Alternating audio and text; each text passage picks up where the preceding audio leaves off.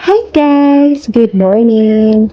Mga today nagmerkado guys kay na may mga baligi agad dito ng mga ukay-ukayan, may mga snacks, mga napiperyahan dito kay Festa naman dito sa mga hapit, yun kayo.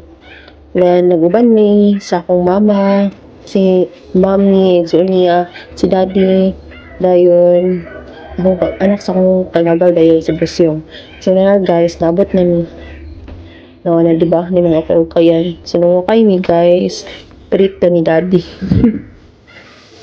So namili na silang mama. Ako si mami. Ako nagpili-pili pod ko. You see? Barator mga okay dahil guys. So, daghan magiging adjud si makapili gid mo. Mafeel gid ako nga doon gid yung pesta guys. Kasi padagan ng mga baligya diri sa ano agad.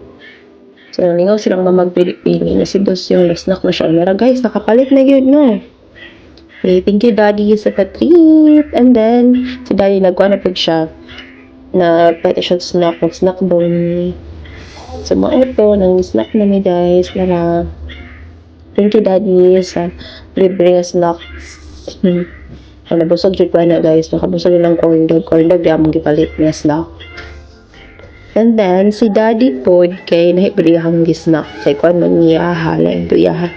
Red horse man iyaha, guys. Kaya yung lagi daw siya ka-13, inita mo pag dinaklaya, guys. So, yeah, red horse, yeah.